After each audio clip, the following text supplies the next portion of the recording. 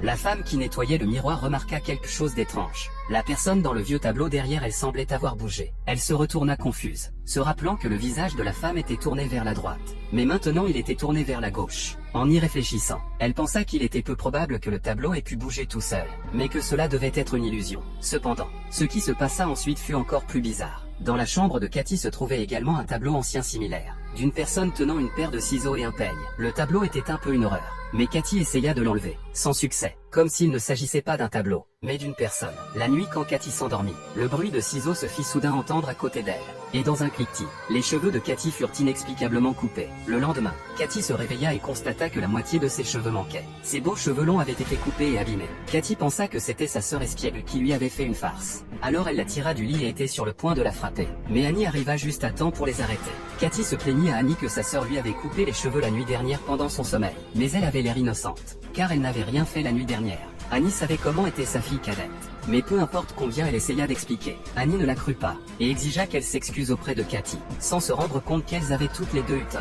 La nuit suivante, Cathy s'apprêtait à se brosser les cheveux et à se coucher, quand elle entendit soudain ce qui ressemblait à des ciseaux, parce que ses cheveux avaient été coupés sans raison apparente, et qu'elle était très sensible au bruit des ciseaux. Quand elle tourna la tête pour regarder derrière elle, elle vit le tableau des ciseaux et du peigne sur la table de chevet, et maintenant ce tableau la mettait très mal à l'aise. Alors elle trouva un morceau de tissu blanc pour cacher le tableau. Au moment où elle s'endormait, le bruit de ciseaux qui cliquent se fit à nouveau entendre à côté de Cathy, et une main s'étira de derrière le tissu blanc, coupant lentement les cheveux de Cathy. Quand Cathy se réveilla, la main retourna dans le tissu blanc et disparut. Quand Cathy se réveilla, elle toucha ses cheveux coupés, et pensa instantanément à sa sœur espiègle. Cependant, au moment où elle allait sortir pour donner une leçon à sa sœur, elle trouva que c'était un peu déraisonnable, que sa sœur n'aurait pas pu venir dans sa chambre la nuit quand il faisait si sombre dehors. Ou y avait-il quelqu'un d'autre dans sa chambre? Alors qu'elle se posait la question, le tissu blanc qu'elle avait utilisé pour cacher le tableau changea soudainement, et on aurait dit que quelqu'un en sortait. En entendant les cris, sa famille entra dans la chambre, et Cathy s'écria et pointa du doigt le tableau au-dessus de son lit, désignant la personne dont elle parlait qui était juste derrière elle. Comment la famille pouvait-elle croire ça? Ils pensèrent tous que Cathy faisait un cauchemar. Cependant, Cathy était tellement sûre d'avoir raison, qu'elle montra à tout le monde que ses cheveux avaient été coupés beaucoup plus courts. En voyant cela, la famille un peu sceptique devint sérieuse aussi. Afin que Cathy n'ait plus peur, Adam voulut enlever le tableau. Mais peu importe combien il essaya, le tableau ne bougea pas, comme s'il avait poussé sur le mur.